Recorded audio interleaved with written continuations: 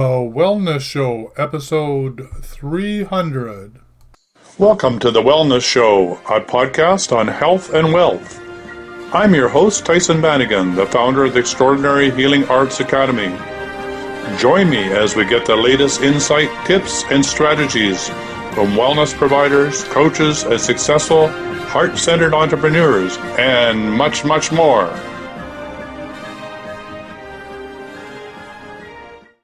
Welcome to the Wellness Show. This is Tyson Bannigan, the Illuminator, bringing you and humanity into the light. And I'm very excited today to be interviewing JP Walsh on the topic of the healing power of touch. JP has been working in the area for a long time and has developed a very proprietary method of being able to get to the underlying root causes of what is showing up in your life. So JP, say a little bit about who you are and how you came to this particular EFT approach.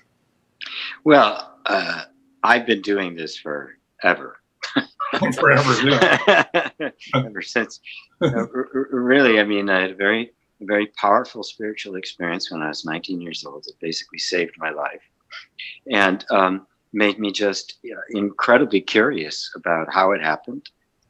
How is it that we get that human beings with such vastness of potential, with such deep roots in divinity, could get so messed up and could suffer so interminably? And so I sought the answer to the problem of suffering, and I could see the answer at 19. I could actually see the answer, but it was many years before I could actually implement it and really live it and share it and help others. And over the time, I discovered a lot of little secrets as to how it is that we get into the position that we're in. But over that time, I've looked for various kinds of techniques, both energetic and psychological and emotional, that would facilitate somebody just coming to a sense of peace and happiness and stepping out of their suffering. And one of the most powerful ones I found, and also one of the most simple, was the emotional freedom technique. And so I learned that about 10 or 12 years ago. I studied with one of the luminaries who was still around. She's wonderful. So I use it now with a very spiritual perspective, which is the important part. To me, the therapeutic value of any of these techniques is great. But if you want to be permanently happy and not just momentarily happy, a much deeper spiritual transformation has to take place. And if that's your motivation, if that's your goal, if that's really the direction you want to head, it puts a completely different context around any of the particular techniques that you might use. And in fact, every technique you might use actually gets better because the true mastery lies inside of you. And the goal of learning any technique is to eventually transcend it. I mean, you talk to artists, talk to musicians. I was a musician for many years, going in college, 10 hours a day in the practice room. And it wasn't so I could sit 10 hours a day and play scales and arpeggios and all that kind of stuff. It was so that when I actually sat down to play and perform, I didn't think about it at all. So what is the root of suffering? Really, that's what we're going after, right? Right. That's exactly right. And the root of suffering, most people think that the cause of suffering are the various events and conditions that are going on in their lives. And therefore we spend an enormous amount of time trying to fix, change, alter, transcend the various conditions and events that are happening in our life. And that's the big mistake. It isn't the events that are happening. It's how we have learned to react to those events.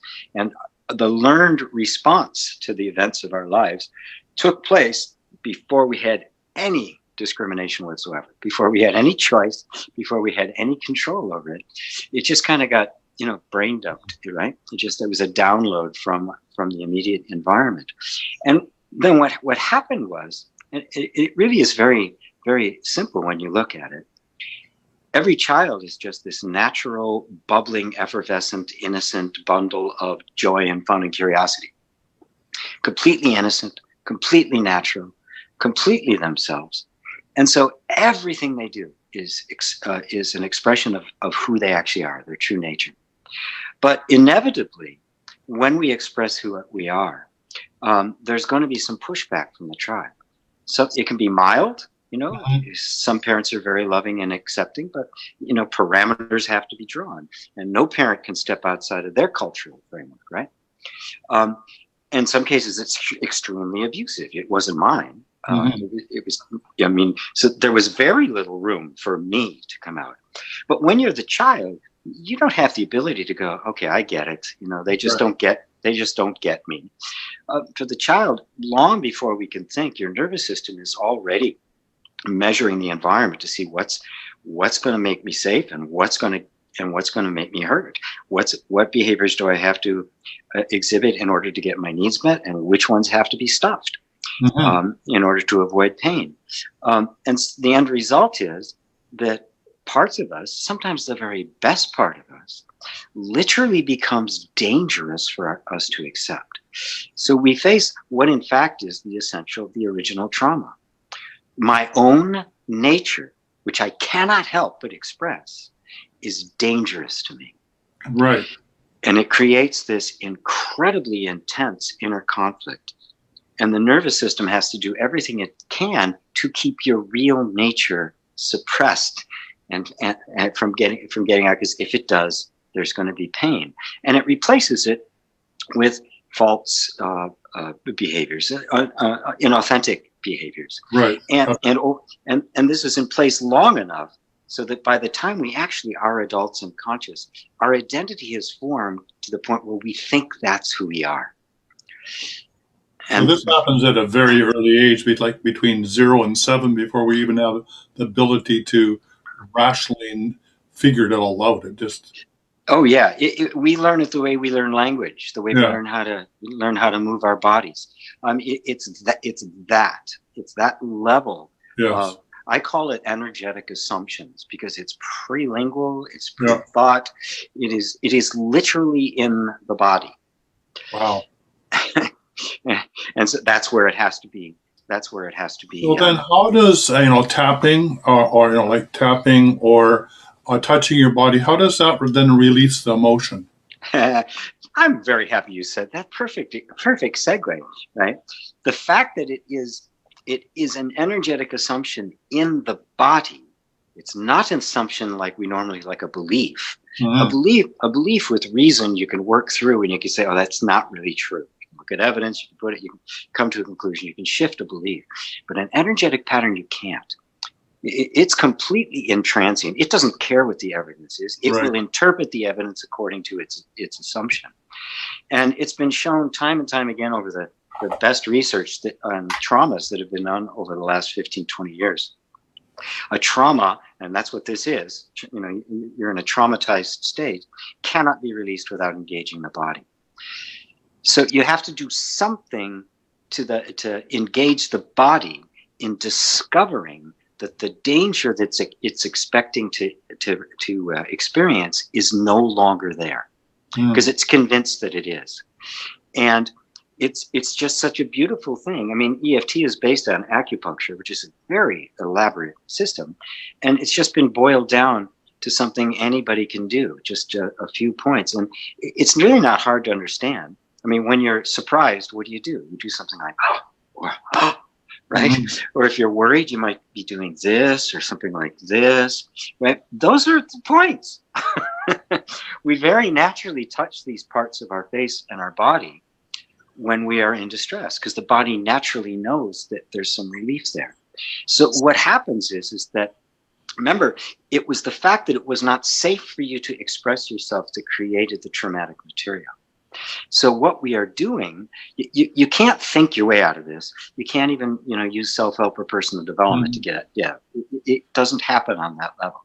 We have to convince the energy system, the whole nervous system, that it is safe. And what this does when you start tapping on yourself is it communicates through touch, you're safe.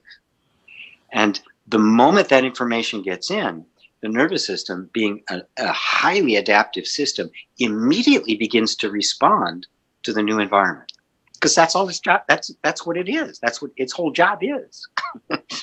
So you're talking to your body. You're having a conversation with your body. So you're saying things like, even though Mhm. such and so, you're really having a conversation with your body, so your body can make that neurological connection.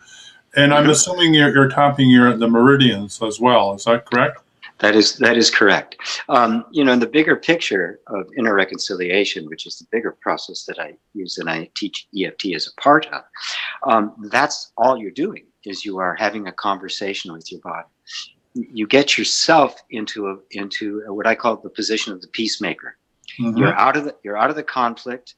You're not taking sides. You recognize there's a bunch of different conflicting energies, but you don't try to force anything to happen.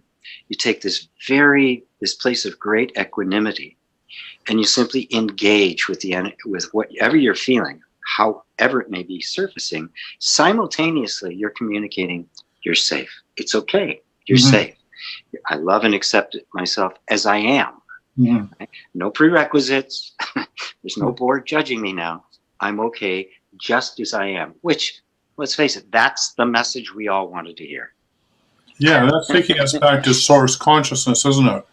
Right to the essence of everything, because that is in fact how God or source energy or feels.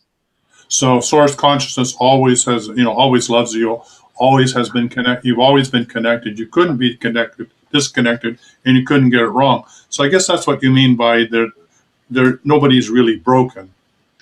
Now, when you understand, we feel broken, because we try to make changes in our lives where you're trying to grow or make something happen, and it just doesn't work for whatever reason.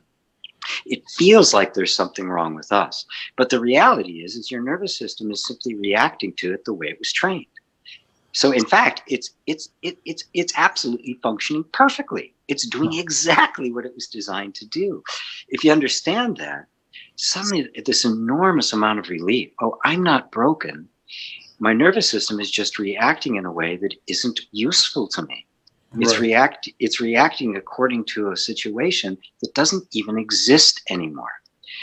That insight puts you into the place of mastery, where number one, you can awaken a deep compassion for yourself, and number two, you can very gently show the nervous system that it is safe now. You are resourceful. You aren't the totally powerless, vulnerable little one anymore, and it'll respond. I guess that's really what other people talk about, the trauma of the inner child. That really, in some ways, like you say, you're making that inner child that didn't know any better feel safe and secure, and that it can then go through the process of allowing itself to heal. Um, is that correct? Yeah, that's pretty much it. When the nervous system senses a change in the environment, which it does. I mean, it's incredibly sensitive. It senses things we're not, we can't even fathom. We're not even aware of. But when it senses it, it will immediately take notice. And if it's consistent, it'll begin to adapt to it. So if that message of safety starts being consistent and persistent, and you yourself drop the whole "I'm going to fix myself" thing, and instead I'm going to love myself, be present with myself. You yourself now become a safe haven. Right. And so you don't need to disassociate anymore because it's not a scary world. You can come Right. back into your body and be comfortable in it. Yes, and it will immediately begin to respond. Right. I mean, I use the analogy that when the water comes out of the mountain, it doesn't need a GPS to find the ocean. It knows where to go. Right. And when the energy within you is liberated, when it's no longer bound by this environment that really doesn't exist anymore, it just begins to flow. All of a sudden, you find creativity available to you, resourcefulness, places where you be upset, you're totally relaxed.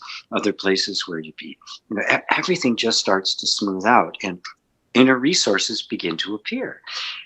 The inner resources that had gotten squashed before because they were dangerous in that environment now suddenly begin to emerge, and you experience a flowering of peace, of joy, of happiness, which eventually then starts to infiltrate into every part of your life. It means more prosperity, more success, better, more intimacy, better relationships.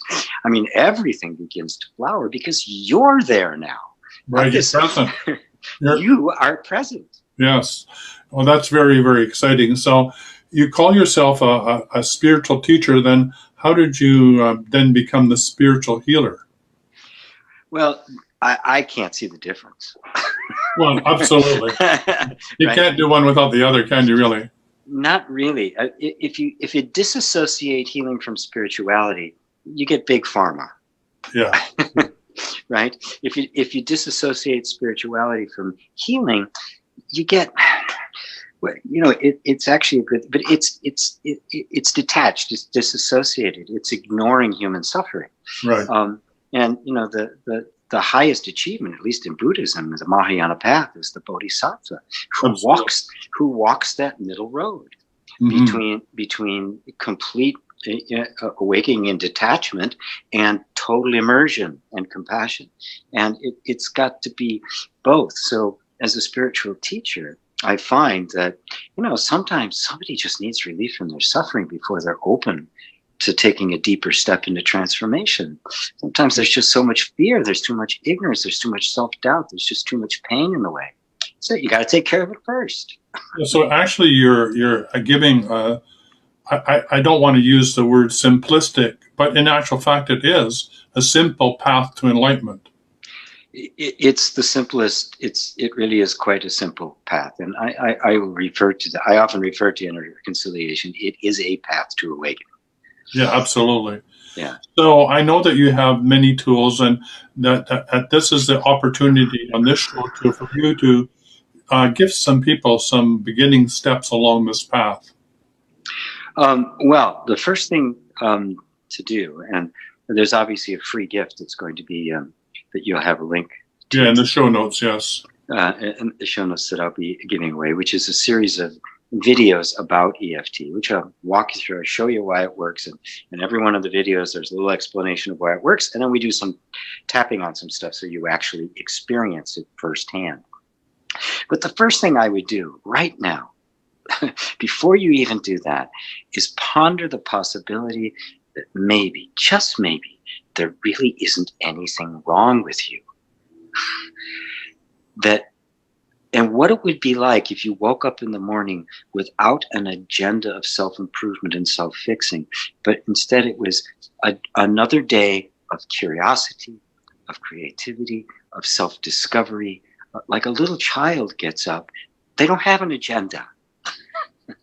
They are just immersing themselves in life, because that's what life is like when you realize that you're not broken. Not when you finally made it and you're not broken anymore because you've been fixed, but you realize you were never broken in the first place. Well, that's really amazing. I mean, I totally agree with you, but most of us wake up either on the wrong side of bed or something happens to us very early in the morning and we lose that connection to source. So what would be a great way, or what would be a simple way to, in a tapping modality, to get out of overwhelm? I think that seems to be the big thing in our cultures. We get stressed out or overwhelmed just by thinking about what we have to do, never mind starting to do it. That's right. Just the thought of it goes. You're right, exactly. Yeah.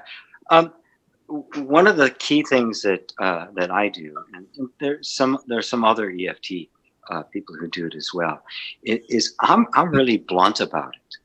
I call it coming clean, right? So if I'm overwhelmed, what I do is I just start going, even though I am totally out of my mind overwhelmed, I deeply and completely love and accept myself anyway.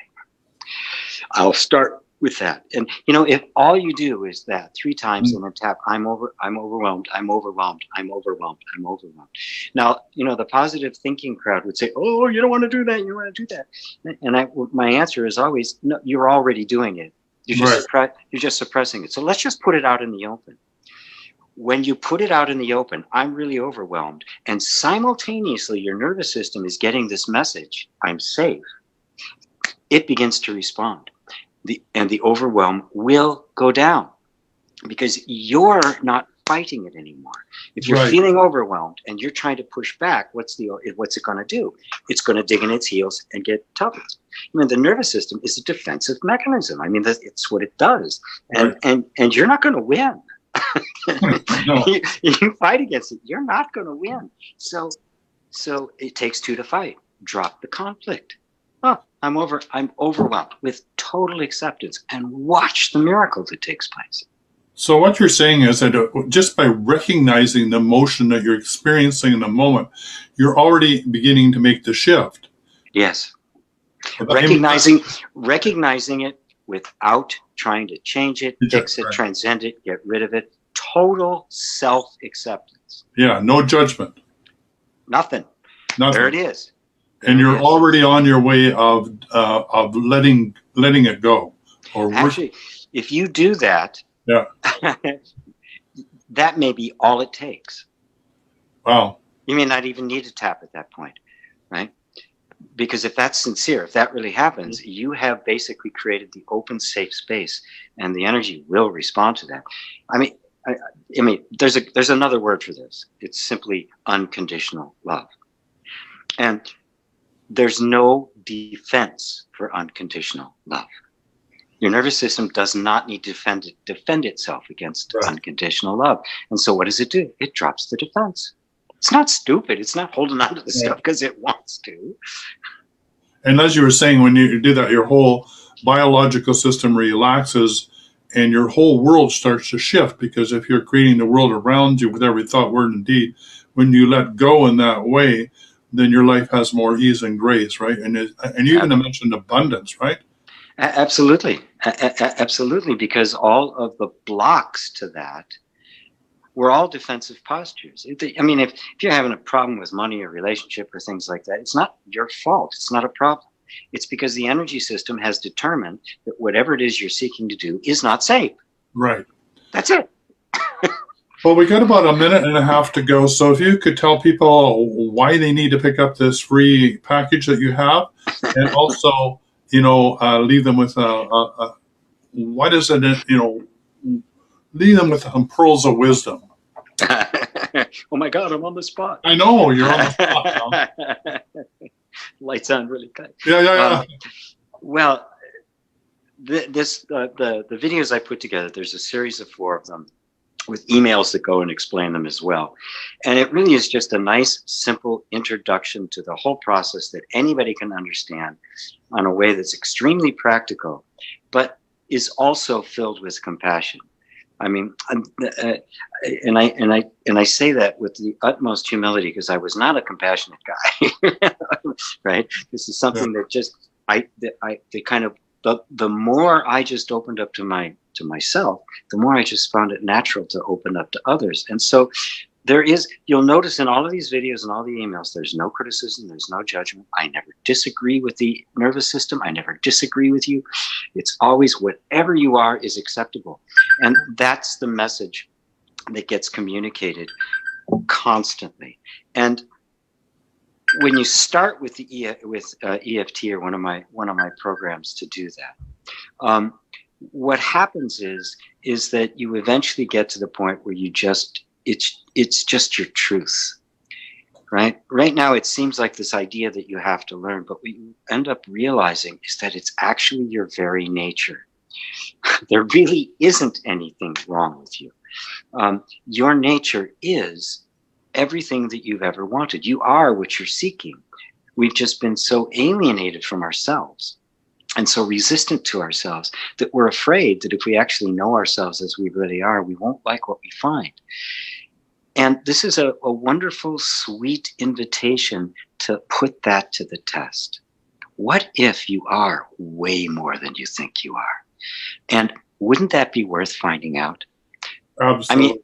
I mean, if you found out that you really were a scoundrel, well, at least you'd know. Yeah, exactly. Right. Well, thank you ever so much for being on the show. I'm very excited to look at what you're offering. I know a little bit about tapping, and if it can get you out of overwhelm really quick, like you say, if it can remind you who you are, that you are magnificent, that you are not broken, that you're whole, sound, and perfect, what could be better than that? So thank you ever so much, JP, for being on the show. Thanks, Tyson. Thank you so much. All right. Bye for now. Bye, everybody. For quality online wellness products, courses, and services, visit our sponsors, thewellnessstore.ca and the Extraordinary Healing Arts Academy located at thewellnessacademy.ca. To stay in touch, visit us at thewellnessshow.ca. And until next time, be healthy, wealthy, and wise.